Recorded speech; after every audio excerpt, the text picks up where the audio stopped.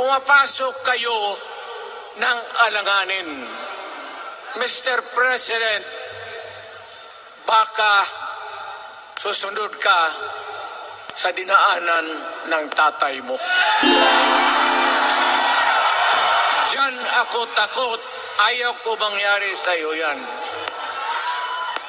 Pabor lang, ako namang nagmamakaawa kasi it will divide the nation at madugo itong panahon na ito.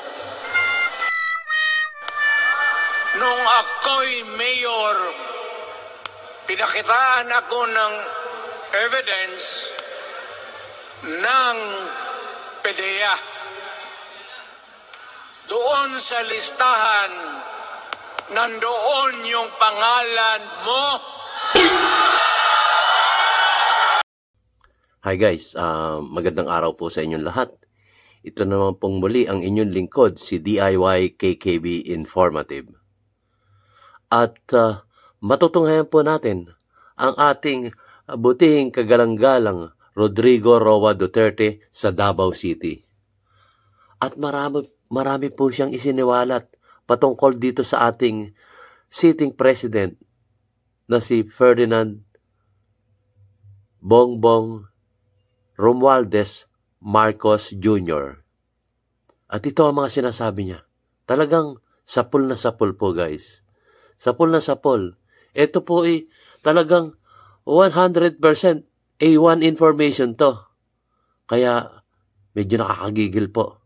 Hindi naman magsisinungaling itong ating dating Pangulong Rodrigo Roa Duterte. Nakakagigil po talaga. So, tunghayan po natin guys. At bago po tayo magsapol ay nagpapasalamat po ako sa aking mga viewers at lalong-lalo na sa aking mga subscribers na patuloy na sumusuporta sa ating YouTube channel, DIY KKB Informative. So, masyado matigas po itong ating binanggit ng ating butihing kagalang-galang dating Pangulong Rodrigo Roa Duterte patungkol sa namumuno sa ating bansang Pilipinas. So, nakakagigil po guys. Simulan na po natin guys. Ito na po siya.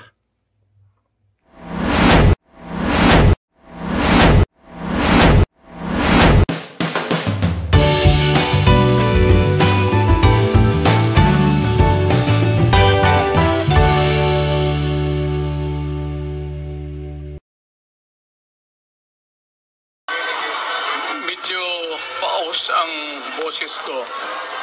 At pasensyahan ninyo ako. Maraming nasa utak ko. Papunta ako dito kung anong sasabihin ko. Puno kanina ang kaalaman ko. Ang problema, nung sumayaw yung magaganap dito,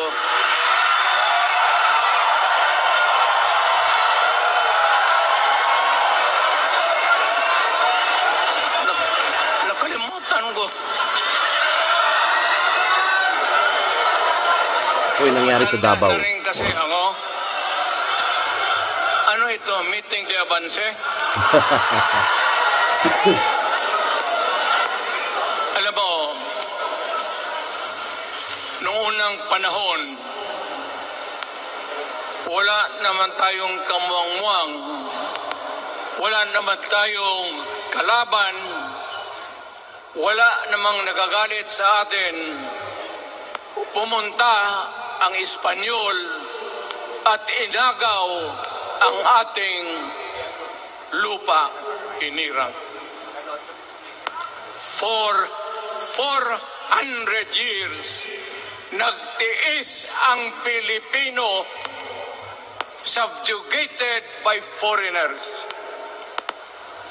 Then, during the American and Spanish War, natalo ang Espanyol at napunta ang ating bayan sa Amerika. Anak ng grabe ang tiis ng Pilipino, yung mga lolo natin, kung gaano na lang sila pinahirapan. Alam mo noon, kung hindi ka magsimba, ay may mga pare nandyan, they know the history of Christianity. Alam mo noon, kung hindi ka magsimba, 10 palo sa katawan mo. You doubt my... Ayan si Father Ibasco, Chief of Staff ko sa City Hall.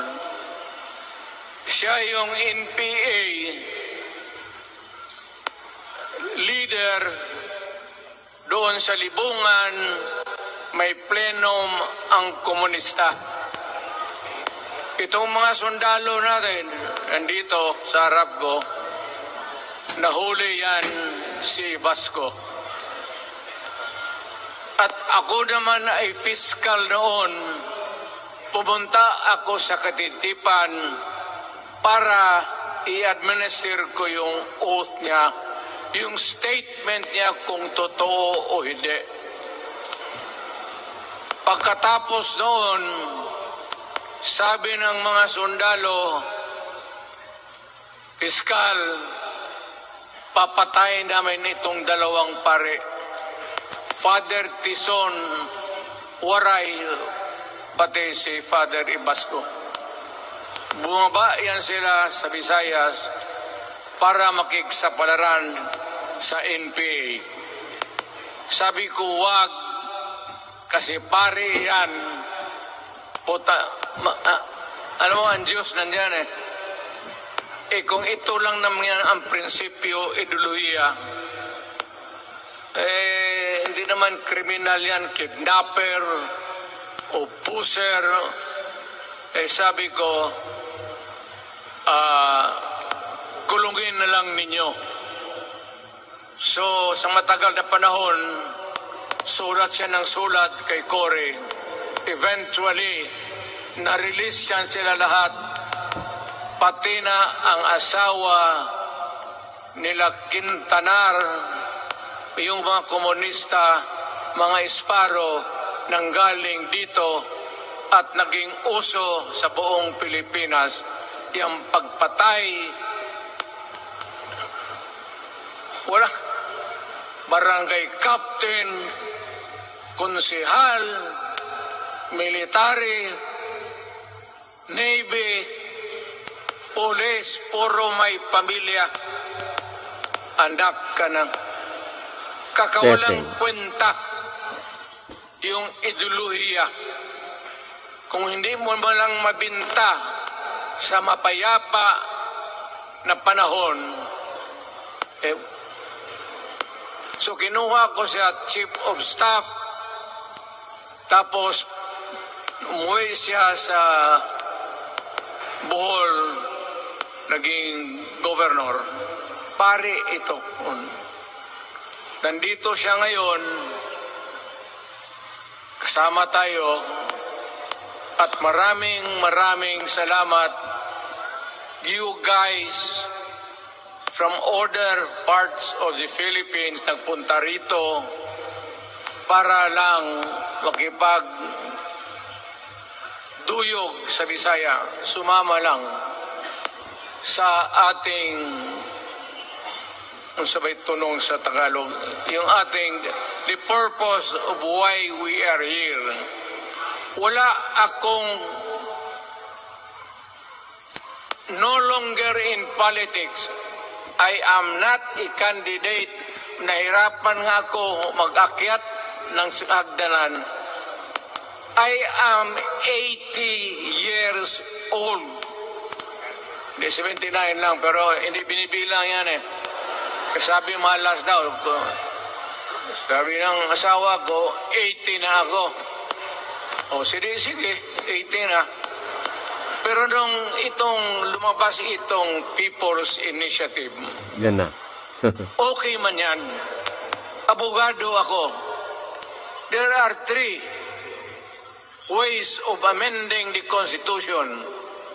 Mag-constitutional convention, mag-election tayo sa political districts ng representante para sa assembly to convene there and propose changing or modification of our Constitution. Itong People's Initiative, pati itong Congress, they would convert the Congress into a constituent body and propose the Constitution. Alinman dyan sa lahat, it will be submitted to the people for ratification. Ang problema dito, ako, Mr. President,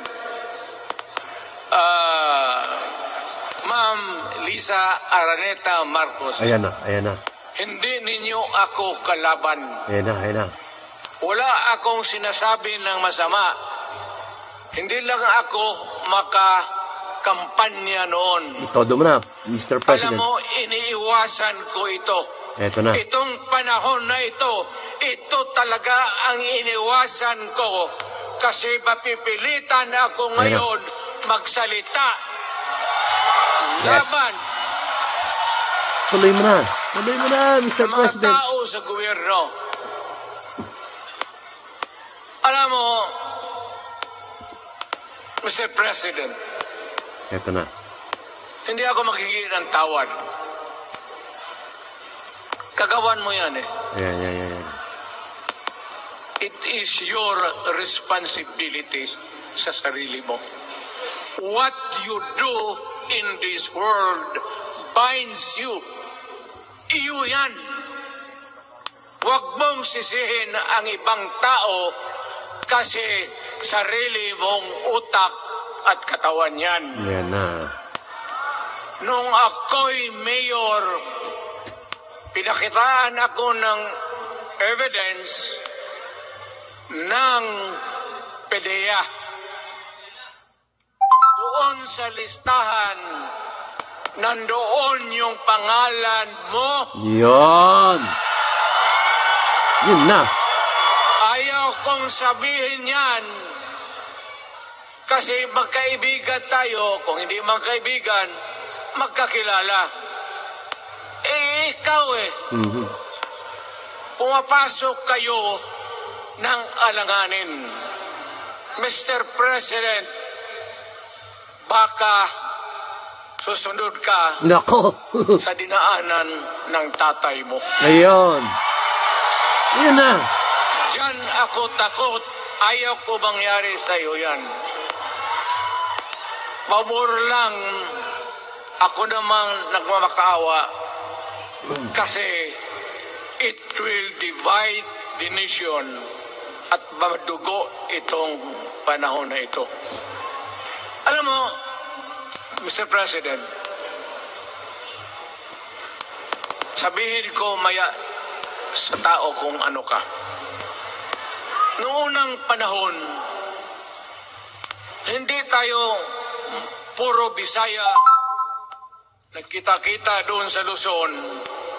There was a community of Filipinos.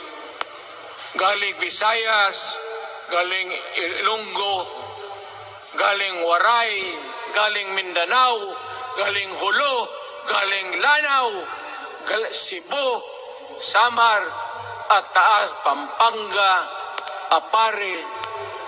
Nagkita-kita yung mga minono natin. Kasi hinawakan tayo ng Espanyol, pati Amerikano. Nung dumating ang panahon na tayo'y nagkaharap na, sabi ng mga lolo natin, ano ang gawain natin sa bayan natin? Pwede ba tayong magbarangay-barangay lang o magkaisa tayo? Di na bale, iba-iba ang salita natin.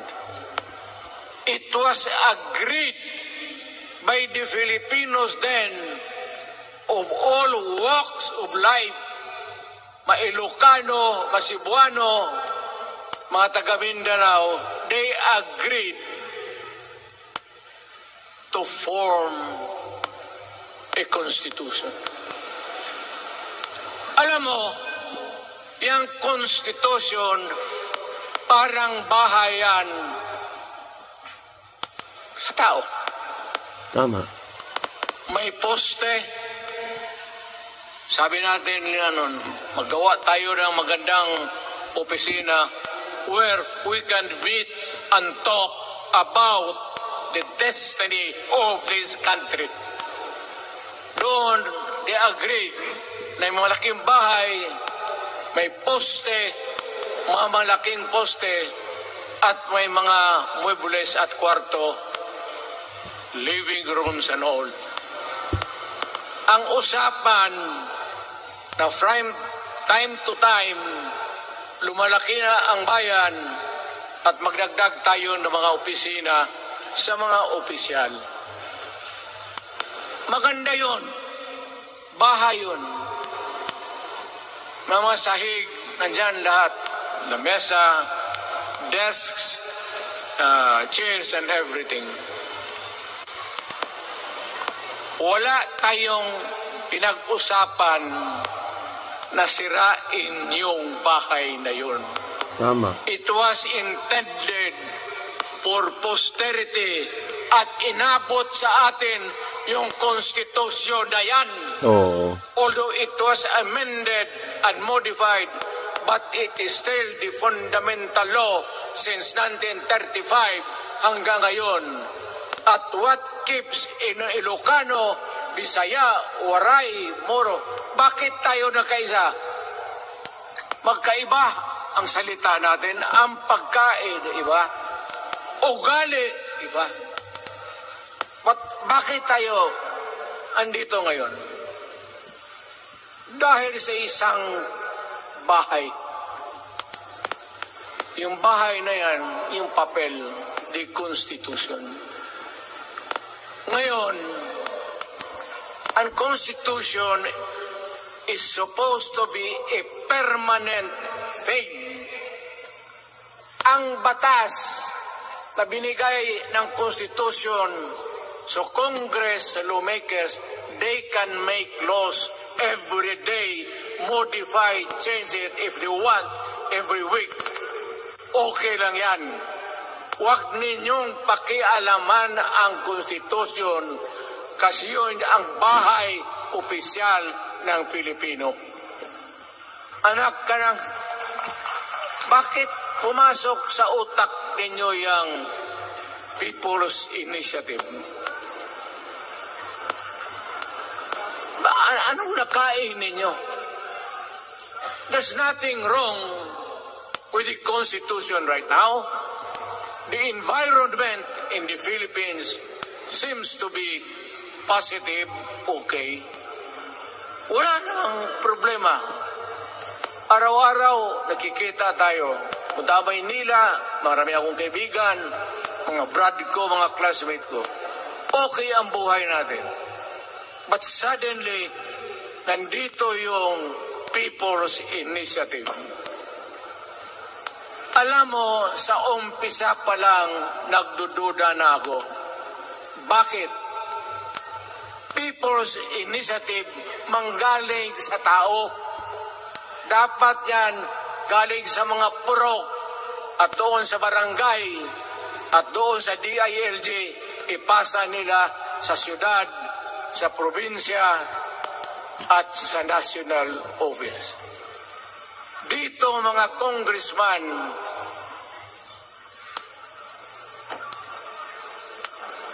alam ninyo, kung magkalit-silitso yung buhay na ito, sabihin ko sa military, siraan ninyo yung Congress. Yun. Nagbabayad tayo, nag-usik-usik sa kwarta. Sige pamayad para People's Initiative. So, what is the motivation? Galing ba sa puso ng tao yung pinipirma niya? Hindi yung pinipirma yung petition para ito, kaming nagsipirma dito, pumayag na merong pagkaiba ngayon sa Constitution. Pirma lang, pati pera. Anong klase yung putang inang yun? Namura tuloy kayo. Ganun na lang ang tingin ninyo sa Pilipino. Pagka ganon, maghiwalay-hiwalay na tayo. Yan. Ano na?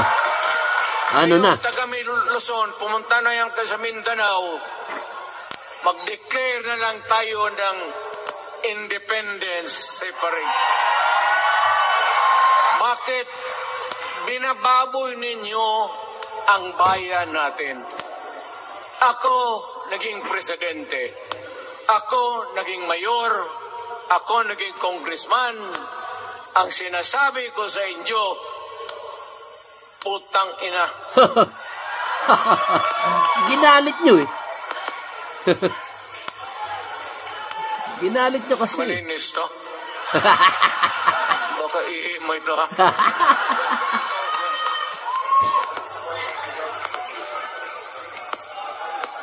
Nakakaubos talaga ng laway itong... Nakapag-joke pa rin si dating Pangulo Rodrigo Roa Duterte. Tingnan nyo. Pero seryoso siya. What do you expect the national government, particularly ang Malacanang? Anong gusto ninyong response? Niwala kayong mga seminar na ganon. You never educated the Filipino people. You want the Filipino to remain ignorant. Kaya nga. Para you can do what you want with the country. Yan ang totoo. Kasi ginagago ninyo para walang alam ang taong bayan. Well, kaming nakapag-aral at may alam kundi hindi katanggap-tanggap yung ginagawa ninyo. Sa umpisa pa lang, binibili na ninyo yung signature ng Pilipino. Yun ba ang People's Initiative? You know, national, provincial, city, munisipyo, then the barangay. Yan ang echelons ng power sa gobyerno.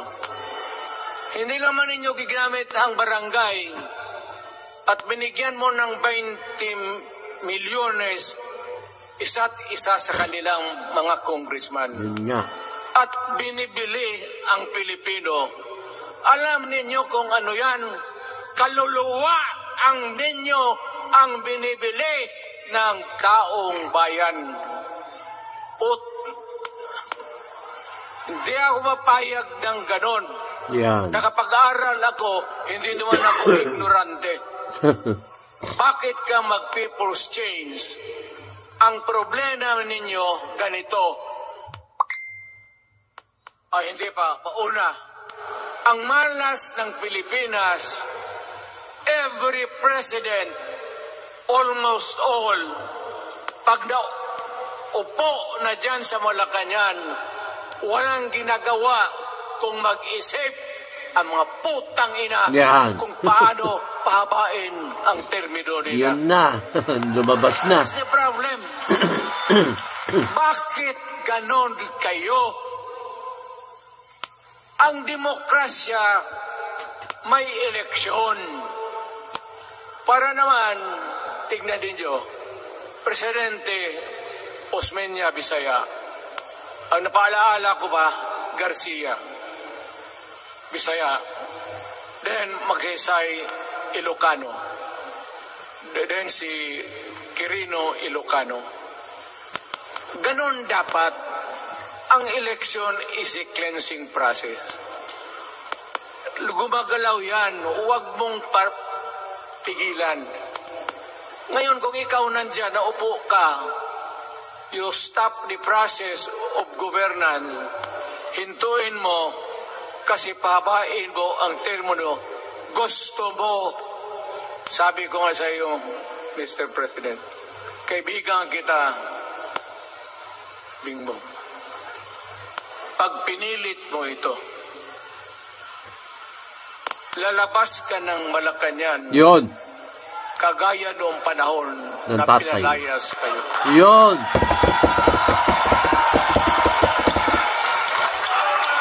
na. Alam ninyo, kung hindi na talaga ito mapigilan, nandyan ang military pati pulis, makinig kayo.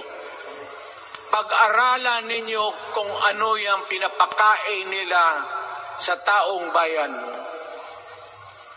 At pagka nakita ninyo kung ano ang mali, you correct it. Nasa inyong kamay na yan. Ganito yung plano. Presidential, tapos parliament.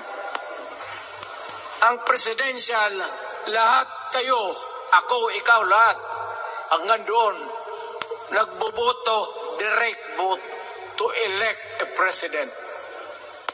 Itong parliament, prime minister lang ang magboto, Magdidesisyon. yung mga assembly who are the congressmen now. Putang ina ninyo, wala akong tiwala sa inyo. Yun nga. Wala kayong prinsipyo, bukang pera kayo lahat. Yun. Yan ang totoo. Kaya gusto ko,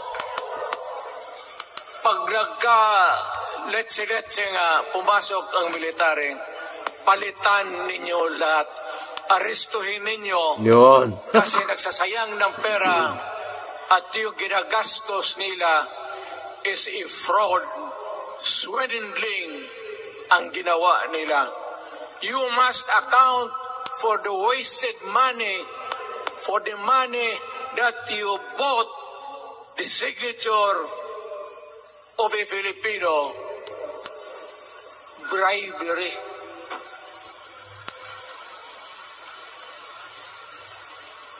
Magdasal lang kayo. Na. If by the grace of God, mabalik ako, Yeah!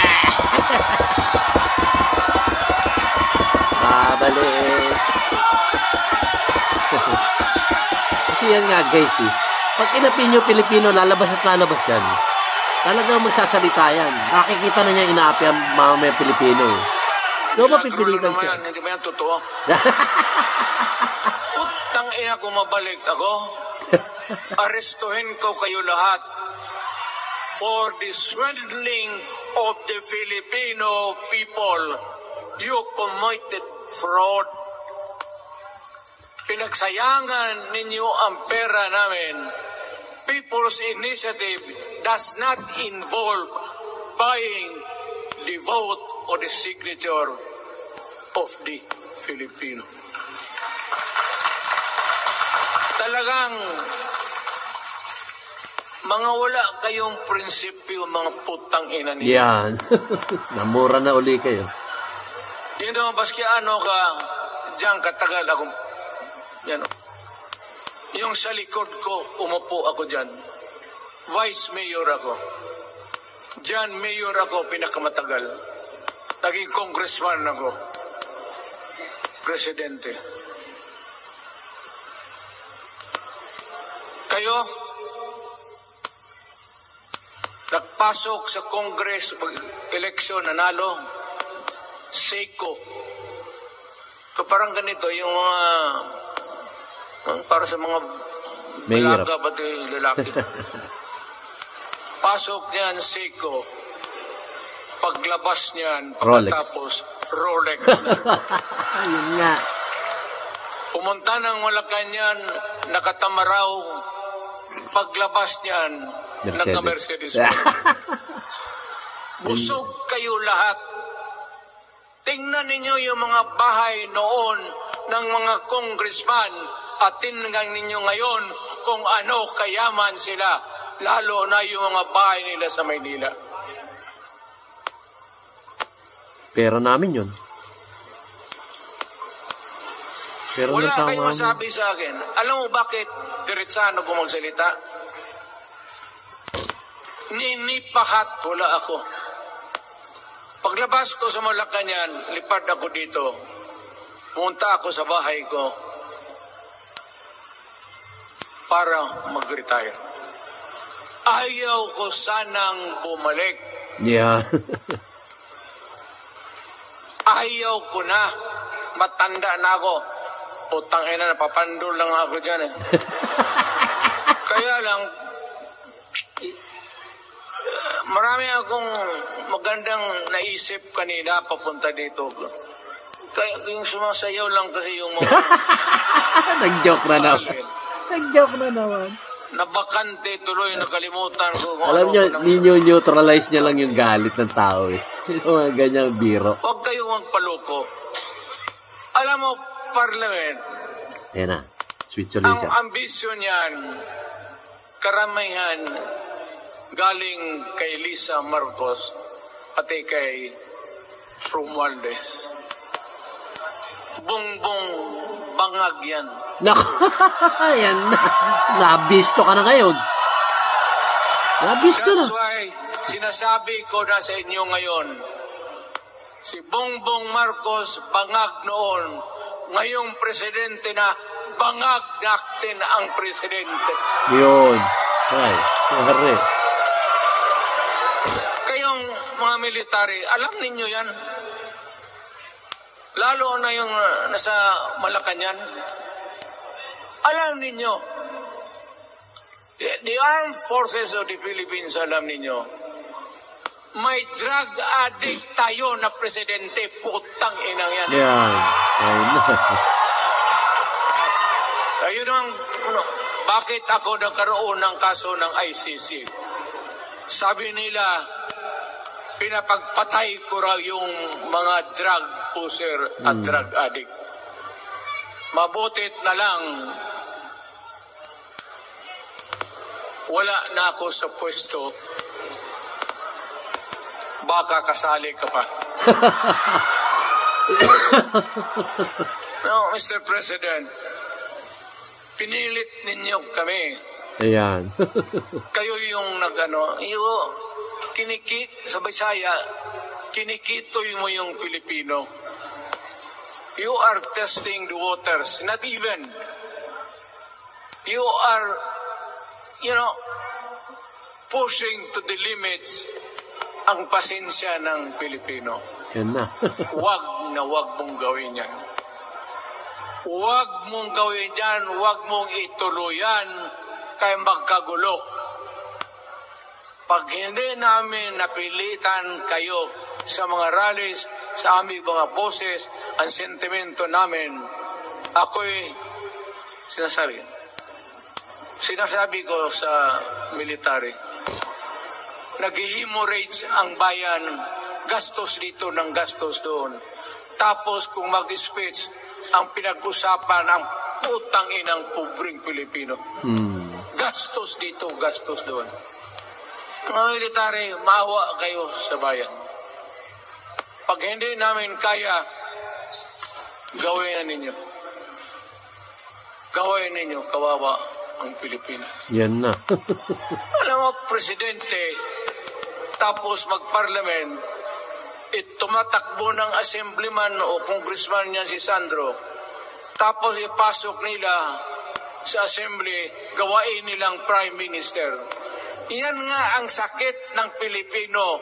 You want to perpetuate yourself in power at the expense ng buhay ng bayan. Mabuti sana kung bright kayo.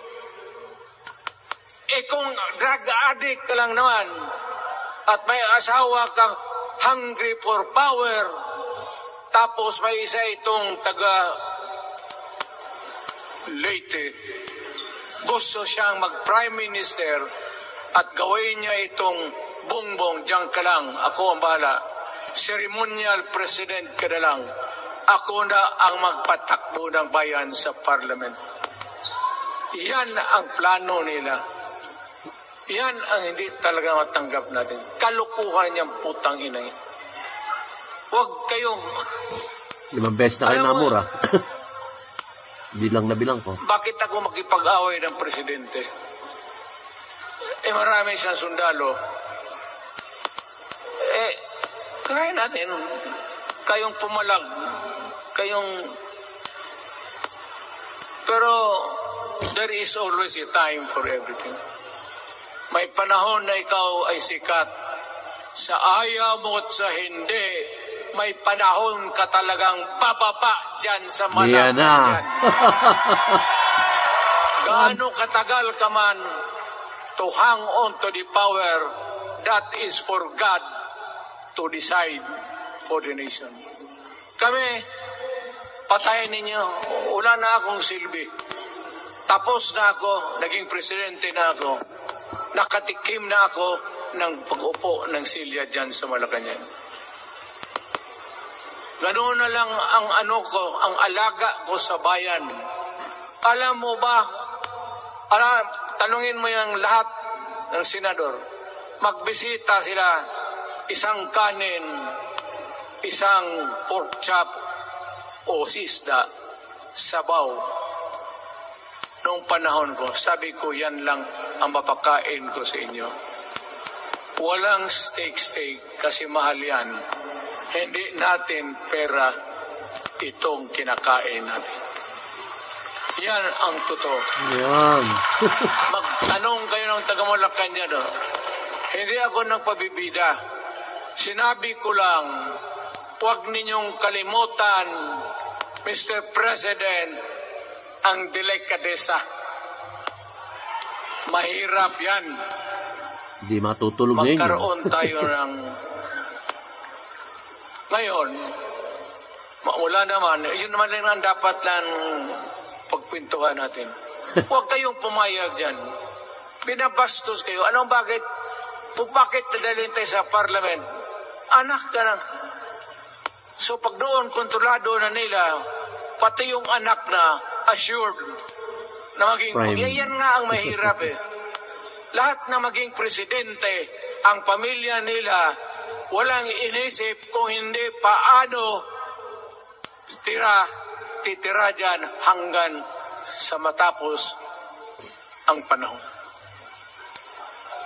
May I remind you, itong election, papalit-palit ito. Para sa lahat, mayroong Ilocano, may Bicolano, may Bisaya. Hindi mo pwedeng suluhin yan. The election is a cleansing process. It does not, it's never the intention of whoever wrote the Constitution na ikaw, isang Pilipino, taga-Paway, taga-Batangas, taga-Davao, ikaw, Rodrigo Duterte, nandiyan ka na, huwag ka nang umalis. It was not the intention of the lawmaker. Demokrasya tayo, Mr. President. Huwag mong kalimutan na isang term ka lang pagkatapos bababa ka na. Pag ayaw mong bumaba, utang ina magkagulo ang bayan. Ngayon, nakikinig kayong mga military. Gusto niyong iwasan ang dugo? Kayo lang ang makapigil nito. Putang ina, pigilin mo yung kalukuhan na yan. Pagka hindi itong rally na ito, it will multiply all over the Philippines and they will be through. Kami ako ang nauna kasi galit ako. Dumaan ako ng presidente. Not even for a minute did I think or was thinking of extending my term even for one day. Nung natapos ako sa araw na yun, bumaba ako, sumakay ako, lumipad ako dito sa Davao. Ikaw, Mr. President, hintayin mo yung 6 years, kalimutan mo na yung kay Romualdez, kasi yan ang magpahamak sa iyo. At maraming magagalit sa iyo, pati na ang militar. Kaya hindi na ako magtatagal. Yun lang ang dasal ko. Reject. Protect the Constitution. I am calling now the armed forces and the PNP. Protect the Constitution. Trabaho ninyo yan. Huwag ninyong kalimutan. Kami, inyong dapat you should worry about the nation, the millions of Filipinos. Huwag kayong mag-isip lang ng isang pamilya, putang ina. Ilagay ninyo sa utak ninyo yan. Bahala kayo. Balang araw, magsisihan. Pero kasi umuulan naman, hindi ulan eh. Wala rin ulan. Tuloy. Shower lang yan doon sa Malacanang, ginagawa nila pasirit doon. Tuloy. Wala naman rin akong masabi. Kasi hindi ba nito eleksyon? Nakafocus lang ako sa People's Initiative and the way that they are handling the process of the People's Initiative. Ang nangyayari ngayon, hindi yan People's Initiative, kung hindi buying the people for their signatures. Pag-uumpisa pa lang, bayaran na. At maniwala ka ng konstitusyon, lalabas yan maganda. Kung pira-pirahin lang tayo. Hindi. Balang araw, wala na ako sa buhay. Maybe 10 years, 5 years from now, you might want to change some provision. Yung sabi nila, the usual excuses, economic provisions lang ang aming pakialaman. Putang ina, huwag kayong maniwala dyan sa mga yawa na yan. Puro sinungaling ang mga ulol. Alam mo, pag nagtawag ka ng Constitutional Convention to People's Initiative or when you open the Constitution, hindi mo pwedeng limitahan ang powers na yan. Yeah. It's unlimited. Kung ano ang gawain nila at kung ano ang utos ng may pera, kung bayaran sila, ipagbili talaga tayo. Ipauhanin na lang ako, nagkaging ako ng may mga congressman dito. Ito yung matitino. Nandito si Sino yan? Congressman Alvarez. Oo, talaga. Pumunta talaga siya. Hindi mo kasi niya ako hinayaya. Pupunta sana ako ng Tagum. Para lang Ako galit talaga. Bakit po putang ina? Ayan ang gigil. Bakit? Bisaya pa makumutan ko na imong naong. Magharap ka sa akin, ginamin ko yung mukha mo. Kinamos. Bakit? Bakit bigyan mong problema ang Pilipino? Ano ang kasalanan ng Pilipino at gumagastos kayo, binibili milyon ng milyon, kayong mga congressman, putang ina, istapa yan, swindling yan. Kaya sabi ko, by a stroke of fate, nabalik ako dyan sa Malacanang, kayong lahat, kagaya ng Marcelo, ng tatay mo, Bongbong, kayong lahat, congressman, nandoon kayo sa Krame. Ipasok kayo ng 2 taon para leksyon ninyo. Yan, alam na. Hindi ko maleksyon na kalukuhan ninyo. Wala. Hindi pa nga naayos ang kati. Ano bang, what's wrong with the Constitution? Tell me. Kung hindi yung inyong ambisyon.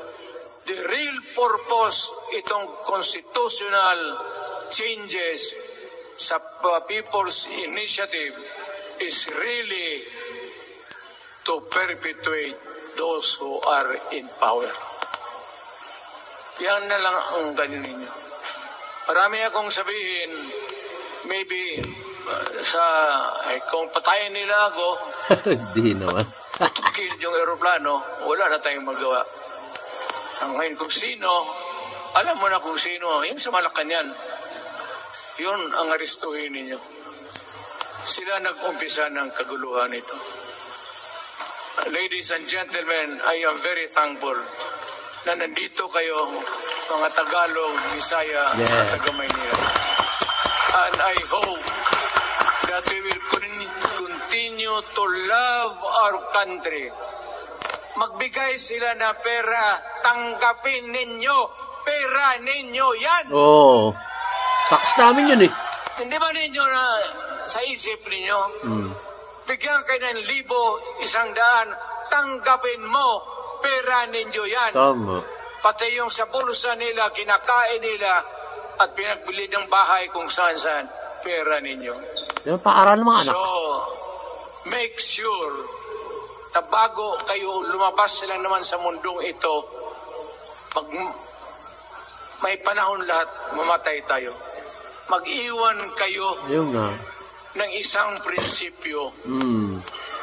Sabi ninyo sa mga anak ninyo, tinanggap ko yung pera kasi pera natin ito, ibili natin pagkain. Pero yung prinsipyo natin, huwag natin ipagbili. Yes. Yan ang iiwan mo sa mundong ito Yun. para sa mga anak ninyo. Tama. At yan ang dadalhin mo sa langit. Yeah. Pagka sinabi ni San Pedro, anong nagawa mo? May ginawa ako para sa bayan. Tapos magsabi si San Pedro, ano pa? Yung mga ibang bagay na ginawa mo, mga kasalanan, mga kabit, gano'n. Yan. Sabihin mo kay San Pedro, No. nandito ako sa langit para makipag-isa sa Diyos. Pag hindi ka tumahimik, yung manok mo, hawakan ko, ilambos ko yan sa ulo mo. Putang ina ka. Buksan mo yung puwertahan at papasok tayo. Magkita-kita tayo sa langit. Lahat kayong hindi nabili. Sigurado ako, langit kayo. Yes. So, kaya pasing anong kasalanan nyo, okay na yan. May guarantee na kayo yung passes. Mahalaga yan as a matter of Principles. prinsipyo sa tao. Maraming salamat. Yes. Maraming salamat, Pangulo. Yan. Diba?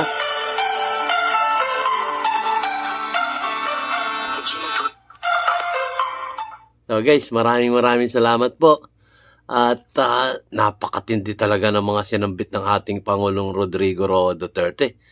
At talaga namang matibay na matibay ang kanyang matigas ang kanyang mga sinambit dito sa kanyang rally, prayer rally dito sa Davao. Nakita nyo na. Sinabayan nila yung kay BBM.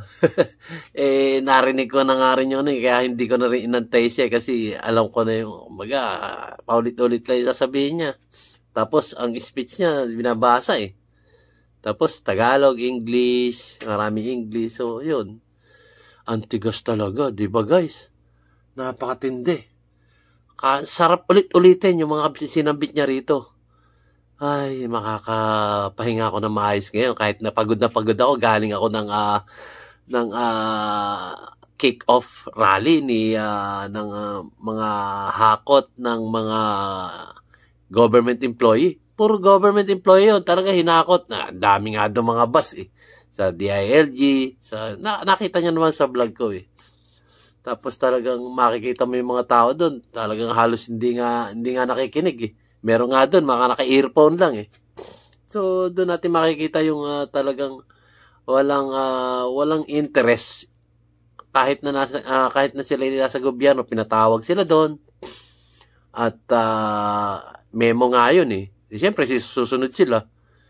Pag inutos, sunod, punta ron. Kaya lang nakita nyo doon, kung kailan napunta, may mga naka-earphone, nagsa-sounds, hindi naman nakikinig doon sa harap. So, nagkukwentuhan, yun. Ang mga, lang doon, ang mga chiwariwap lang doon, yung mga nasa harap, yun yung taga-sigaw. Doon sa Quirino Grandstand. Diba? Nakita nyo naman So, nakakalungkot yung ginawang desisyon ng itong gobyerno. Na bakit nyo, na-vlog ko na yun hindi ko na ulitin.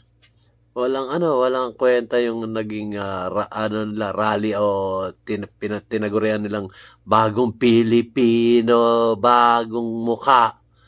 Wala rin. Wala talaga. So ito nga, inihayag na ng ating butihing kagalang-galang dating Pangulong Rodrigo Roa Duterte. Nga, nagdodroga. Siya nagsabi niyan. Nagdodroga talaga nasa list ng PIDEA na nagdodroga. Ayaw nga lang niya ilabas, di ba? Nakakagulat to. Talagang ito ewan ko pag hindi pinik up to ng mga news, yung mga mainstream media, maaabangan ko to. O dapat nga kanina naka-frontline na yan sa kanilang news Di ating alam. Ay, nako, kawawa. Kawawa talaga. Sinasabi ko na nga, ayaw nyo pa kasi magbago, di ba? May pagkakataon pa, kagaya ng mga sinasabi kong vlog. May pagkakataon pa na kayo magbago, pero tinuloy-tuloy nyo. Dinagdagan nyo pa ng rally na ganyan. Magkano ginastos? Bumabaha ng pagkain doon. Kaya nung pera yung mga inihanda ron sa rally doon sa Quirino Grandstand. Siyempre, pera din natin yon, guys. Pera ng mamamayang Pilipino yon. So, ayan. Dinagdagan niya pa nung ganong paggastos. Sabi nga ng ating dating Pangulong Rodrigo Roa Duterte, gastos ka ng gastos. Bigay ka pa ng 200 milyon bawat kongresista para isulong yung PI na yan. PI talaga yan. PI. Yung People's Initiative na yan. 200 milyon. Sinabi na ng ating dating Pangulong Rodrigo Roa Duterte na binigyan talaga. Alam niya, may A1 information yan. Dating presidente yan. Imposible hindi niya alam yun. At saka hindi niya babanggitin nyo kung hindi totoo yun. Sa kanya na nanggaling So, yun. Nakakalungkot, di ba, guys? Nakakalungkot yung mangyayari sa ating presidente na si BBM. Nakakalungkot. Binigyan na niya ng ultimatum So, narinig niya na. So, siyempre, magagalit yung mga loyalists na mga sinabi niya na ganun ang ating sitting president ngayon.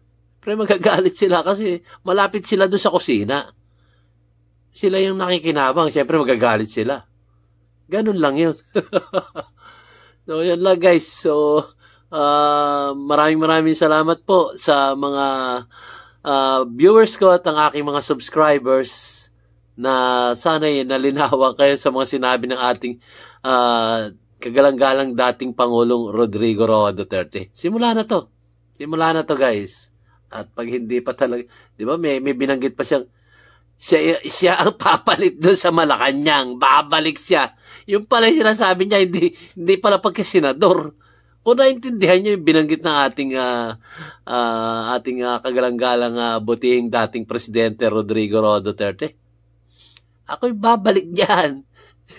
Hindi pala sa politika doon sa Malacanang. Balikan niyo, guys. May sinabi siyang gano'n. Uupo ako diyan sa Malacanang. So, yun nga, guys. So, medyo todo yung tuwa ko ngayon, guys.